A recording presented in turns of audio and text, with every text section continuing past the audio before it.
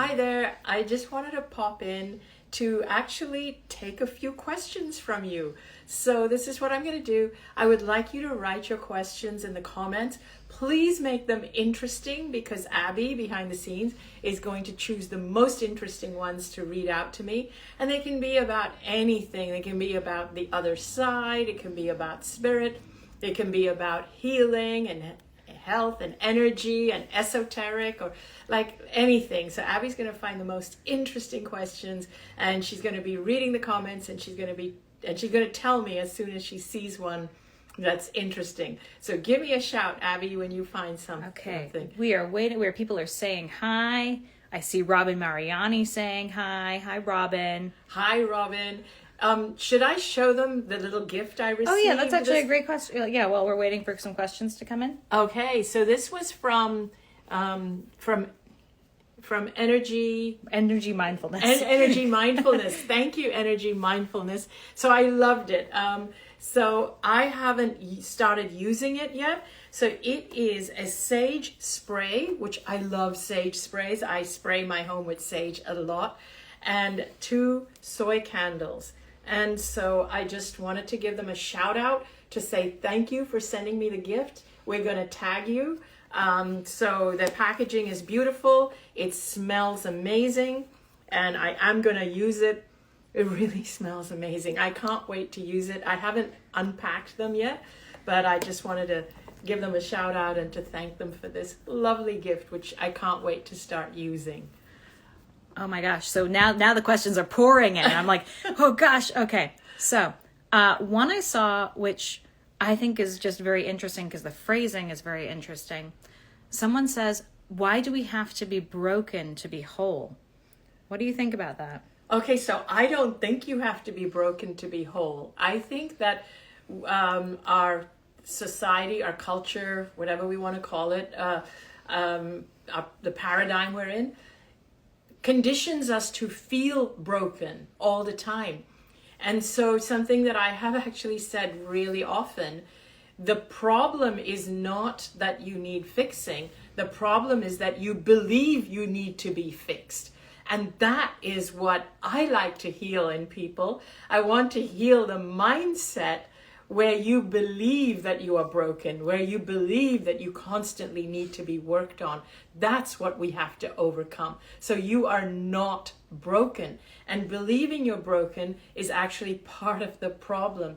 And this is something, by the way, that I'm going to be getting into in my From Healing to Whole, my Healing to Whole workshop or retreat, where really it is about reminding you all that you are already whole and being able to see. So whether you can come to the retreat or not, I want to remind you that in order to really be whole, you need to be able to see yourself as whole and fully healed and not needing healing. If you can't see that in yourself, it's a lot harder to attain that space where you feel fully healed and whole. So we actually, just because we're going on healing and whole, there have been a couple people asking, do you think that we can help our loved ones heal physically or mentally? And if so, what is it? Like, what can we do to help them? So my philosophy or my belief is that you can't force people to heal, but you can inspire people to heal. And what does that mean, to inspire people to heal or to become whole or to be all that they can be or whatever it is? To inspire them means to be it yourself. It means to embody it yourself. So the best way that you can help somebody is to embody what it is that you are trying to help them with. Embody it for yourself. And if you think about it, if you have somebody who's constantly sick or constantly failing, or let's say you're trying to help someone be more abundant and make more money, but if you're always living on the poverty line and you're really poor yourself, but you have lots of good advice for that person and you keep forcing it onto people, they're going to get tired of hearing your advice because they're going to be looking at you and saying, well, why don't you use it on yourself? But if you apply your beliefs on yourself and you become abundant or whole or whatever it is in this case, and you become an inspiration for other people, you don't even have to do anything. So the best way to help people is to embody for yourself what it is you're trying to help them to do or achieve or attain. Gosh, and I'm going to go with one more question on healing, just because this one is also interesting. And I don't know if this person is actually ill, but they said, how do you deal with the fear of illness, specifically cancer? I have panic attacks worrying about it. So I don't know if they are actually ill with cancer or if they're just so worried about it. But I don't blame you at all. And this is, again, something that you can't change this overnight. Like right now, what I'm going to say to you in the next, half a minute or 1 minute or so may not change it for you overnight. However, what I do want to tell you is that fear is the opposite of coming from a place of love. And fear, being in that state of fear, is actually what is part of the problem. It's actually what exacerbates the problem. Now, I'm very careful and very measured with my words, because if you're already fearing cancer, I don't want you to now fear the fear. And you're like, oh my God, I fear cancer. And now this fear of cancer is actually going to exacerbate my situation. No, just allow it to be. Don't fear the fear. Allow the fear to be there for the moment. But we need to understand that cancer is not something that is external, that is attacking us. It's not something that is random, that just happened to you. It is something that started on an energetic level, that's been going on for a while. And so it's not going to kill you overnight. As much as our medical paradigm likes us to believe that we need to fear it, I like to assure people that you can reverse it. You really can reverse it. And the best thing that you can do for yourself is to actually create a step-by-step wellness trajectory so that you see yourself going in the direction of wellness. And there are many ways of doing this. And once you're on that path of seeing that, oh, there is a way out of this, there is a wellness trajectory that I can follow. Cancer is not a death sentence. I mean, look at me. I came back from the brink of death. And so I am telling you that cancer is not a death sentence. It is your body's way of communicating with you when you have ignored it, and when you have ignored your soul's messages. When you've ignored it for a long time, eventually it comes at you loud and clear through physical symptoms that eventually could turn into cancer. We have been conditioned and trained to fear cancer and fear it as a death sentence from the physical perspective. What I want to tell you is that cancer can be healed, but you have to want to do the work. You have to want to heal it. For some people, illnesses, whether it's cancer, heart disease, it could be anything, could be something that their soul has actually called on to them to give them an exit point, a point with which, through which to leave this planet. But in most cases, or in many cases, it doesn't have to be an exit point if you still have a lot to do. And there are, again, many ways to heal it. And among them is about getting in touch with your soul to find out your purpose. And it's also to find out it's also to understand your soul's mission and purpose, but also to understand why you got sick in the first place. What have you been doing that got you here? If you look at my last video, I talk about the three-pronged approach. It's about healing from three levels. One is the cellular level, which is the physical level. The next level is the energetic level, which is to expand your energy. And then the third, the highest level, is at the esoteric level, which is the soul level. It's communicating with your soul to find out why you're here, what is your purpose. And if you have been repressing your soul for a long time, your purpose, your mission, and you've just been suppressing who you are, it can lead to a depletion of your energy. And if your energy is depleted for a long time, it can lead to illness on the cellular, physical level. So healing needs to be it needs to be attained on all three levels. And it's interesting that you're getting these questions. It's so timely because I will be doing a lot more work in this healing area and in healing on the three levels. I do it in my sanctuary all the time. The sanctuary is all about this. And I will be doing a retreat that is specifically about this healing with a three-pronged approach, and I'm calling it esoteric healing, or from healing to whole. So check out my June retreat for this. But of course, I'll be talking more about this subject moving forward. And I want to say, Matt said something that I really loved regarding your answer about how do you help other people heal, you inspire them to heal. And he said, to make whole, you must become whole. Yes. So I thought that was... I love that. Yeah, great way of saying it. And then for anyone who's interested in the retreat, if you go to anitamorjani.com/upcoming events, there is plenty of information on that. And it's also on Facebook, and we'll post the link and everything at the end of this video. So there's still so many good healing questions, but I want to spice it up a little. And someone very early on, there were 2 questions that came in. One of them said, do you think that when you think about a loved one who's passed, that's their way of communicating with you?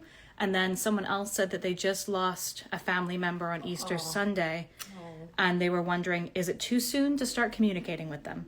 Okay, so it is not too soon to start communicating with them. It's never too soon. If you feel the urge to communicate with them, please do. Please, and I'm so sorry to hear you lost your loved one on Easter Sunday. I want you to know that they are fine. They are absolutely fine. They went at the right time for them. This was their soul's journey and their soul's intention. And I know it's really hard in the beginning, but they did it. They crossed over because they felt that they could do more from the other side if you feel they crossed prematurely. But also it could have been their time. And they are still watching out for you. And the main thing for you now is to do what it takes to heal your own grief. And if it means speaking to them regularly, please do so. They don't mind at all. You're not getting in the way. And this goes for everybody. If you have deceased loved ones, don't hesitate to communicate with them and speak to them. They really look forward to hearing from you. And the other question was to do with whether their loved ones from the other side is watching. Yeah, if you're thinking about them, is that a way of them communicating with you? Yes, it absolutely is. If you're thinking about them, it's a way that they're communicating with you. If you see them in your dreams, when you're sleeping, you see them in your dreams, that's their way of communicating with you. And there are so many signs that they send to you. They send signs like, there might be a song that reminds you of them and it just suddenly comes on. It's usually them that have pushed it through the radio or manipulated it so that you are listening at that time when the song comes on. Or they make you turn on the radio when they know that this song that means a lot to you is actually on the airwaves. They can drop thoughts in your mind, and that is the best way in which they help you. It's by dropping thoughts in your mind. They can't physically move stuff to help you, but they can drop thoughts in the minds of people to help make things happen in a way that will help you.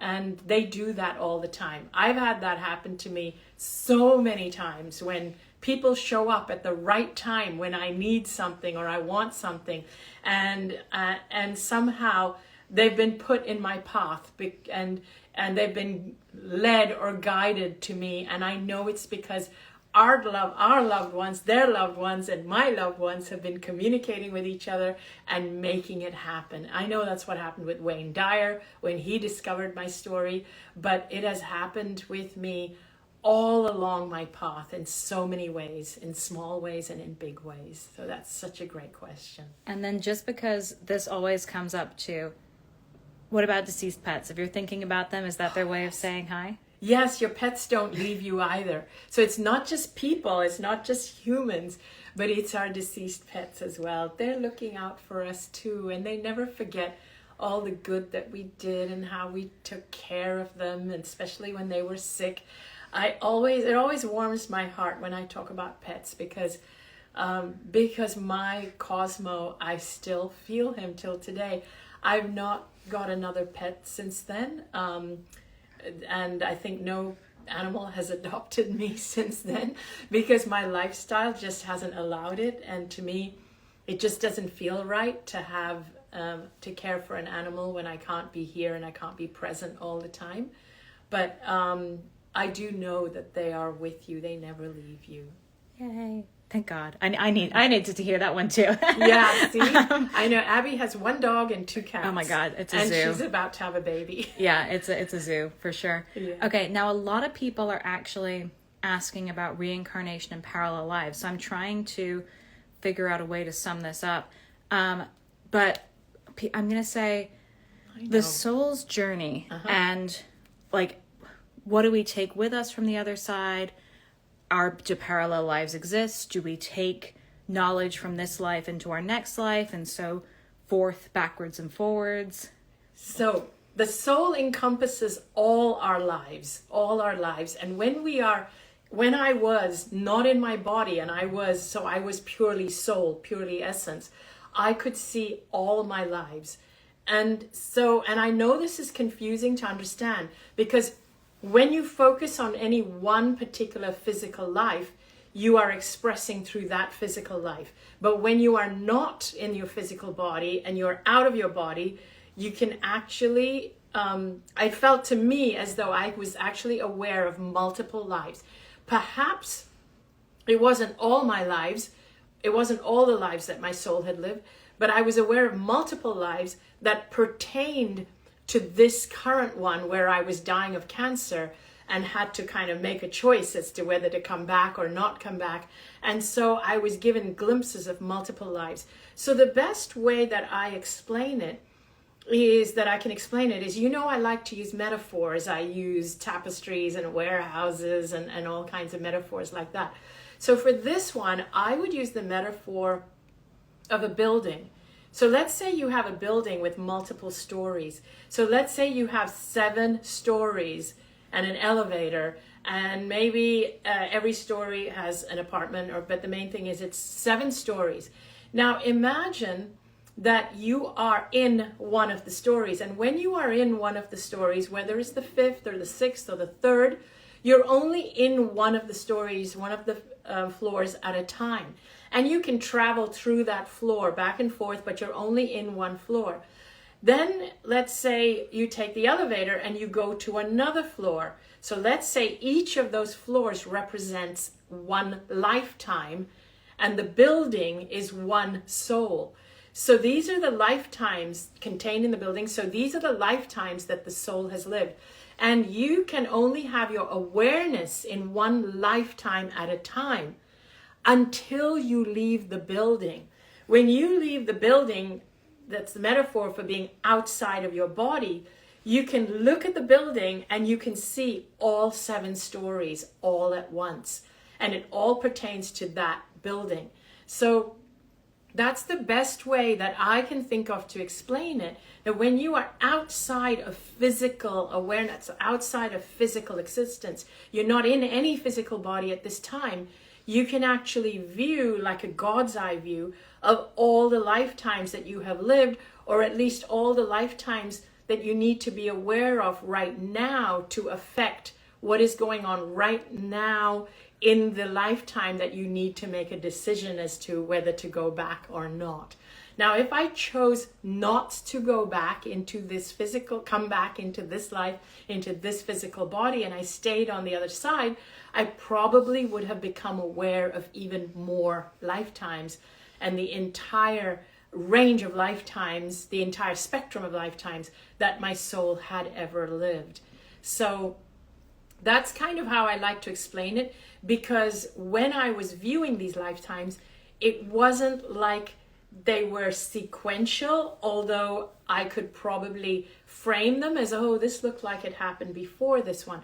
But the view I had was simultaneous, and I could jump from one to the other because I was outside and I was looking. And I realized that when I am in one of the lifetimes, all I can see is that lifetime.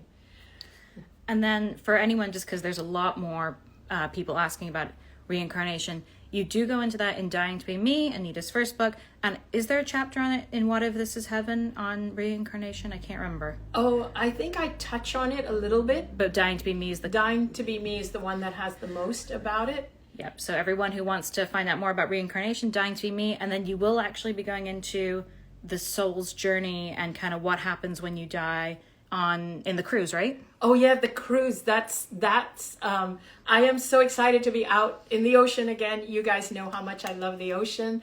I would love for you to join me in November. I am doing a cruise called A Soul's Journey, or The Soul's Journey, and it is all about the other side. It's about communicating with the other side. It's about communicating with our soul. And it's about what happens when we die, and it's about signs with spirit. But here's what I think is the best part. I have invited my dear friend John Holland, who is a psychic. I was going to jump on this. Someone just asked a question. They're like, what's your opinion on mediums? And I'm like, oh, she gonna get to it. Yeah. I'm all for it, as long as you know that they are authentic and true, and you can trust them. Like John Holland. Like John Holland, exactly. I would not endorse or invite anyone who I didn't think was real. John is so real that he won't tell you, he won't say anything if he's in doubt about it. He only says what he knows to be true, but he is gifted. He has read me, he has read people around me. And I'm so blessed because he's a friend, and he agreed to come on this cruise, and he's going to do some mediumship readings, which I'm excited about. And so it's going to be a 9-day cruise in the Southern Caribbean cruise. We're going to have about 18 hours of teachings and sessions. A couple of them are going to be mediumship, and some of them are going to be lessons on how to communicate with the other side. Some of them are going to be journeys on actually experiencing your own way of receiving messages from the other side. There's just so much. I'm so excited about this, and it's all going to be on a cruise. I love cruises, and on a great ship as well. Holland America, on a brand new ship in a huge round theater with a curved screen. So we have a great program designed for you for that. Yeah, so the theater nerd in me is like, I can't wait for your guided meditations in that. That's going to be stunning. Sorry to interrupt you. No, the nerd in me was like, oh, I can't wait to have these projections going. But people are asking, when is the cruise? It is November. November it is 3 through 12? 3 through 12. November 3 through 12. But I know that if you book now, you get to do a payment plan. You don't have to pay it all at once. You can decide later. So, so I think we'll put the link, won't we? Well, the link we'll put in the bio. It's also on Anita's website, anitamorjani.com /upcoming events. And someone's asking John ... John Holland is the name of your special guest and the psychic medium who will be coming with you. Check him out. He's great. I have done a couple of videos with him, and you're also doing Omega with him in September, if anyone's in New York. Yes, I'm doing Omega with him in September, and also we're having him on a Facebook Live in May, aren't we? Yes, you are. He's going to be in the Sanctuary. So he's actually going to be in the Sanctuary on May 10th, for anyone who's a member of the Sanctuary or interested in joining, and then Facebook or Instagram Live later in May 25th or something like that. Yeah, to talk all about the cruise. So. And to share with the audience his gift, his talent. He's great at it. Yeah. Do check him out. You will love him. He's a straight shooter, no nonsense, and I've just been blown away by some of the things he's said and done. Amazing. Do you want to take one more question or? Yeah, I'm happy to take one. Okay, I'm going to Russian roulette it, and I'm going to just spin. Is that the way to say it? Wait, no, that's, oh gosh. Yeah. I'm going to just spin it. I'm going to spin it, and I'm going to come up with a question. This is not a question. These are comments. Exciting. Oh, yeah, I'm glad. This is a question about parallel lives. We already answered that. What's this? This is... add a moderator to your video. Come on, I want to... What? Tim. Are they giving us advice? Oh, it's just people talk. Man, more about parallel lives. I'm trying to find a question. I thought that was a good idea. It was a terrible idea. That's all right. Oh, this is a great one, actually. This is a really nice one to end on. What is the one thing from your experience that still sits deeply with you today, as if it never lost its magic? Wow. That is such a great question. I'm trying to narrow it down because my mind immediately thinks of more than one thing, and that's why I'm paused. That's why I've hesitated. So if I had to think of one thing, it is, of course, the self-love, that it's like it's most important to love yourself. But I think the one thing is to know that I'm always guided. Even when it doesn't feel like it, I still am. And even when things feel like they've gone wrong, I have to always remember that everything's happening for my benefit. And there's usually a gift at the end of it, whatever it is that I'm dealing with. Even sometimes it's really hard. At the end of it, there's always a gift. It always turns out like, oh, I understand why I had to go through this. So that is one thing that never leaves me. Actually, there's something else that popped into my head, which really is something that I live by, which also never leaves me. One of my more internal mantras, which I don't always say out loud, is that I didn't die and come back to play small. And that's the thing that I constantly remind myself when I feel a little bit hesitant in taking a step forward in something, or in believing in myself, or doing something that feels like a little bit fearful, a little bit of a risk in the public eye. I then remind myself, you didn't come back to play small. You didn't die and come back to play small. So that's another thing that stays with me that helps a lot. So thank you all so much for tuning in. Please check out my other videos on YouTube. I've answered so many questions in the past, but also I would love to see you at my events. Nothing like the physical energy of live events.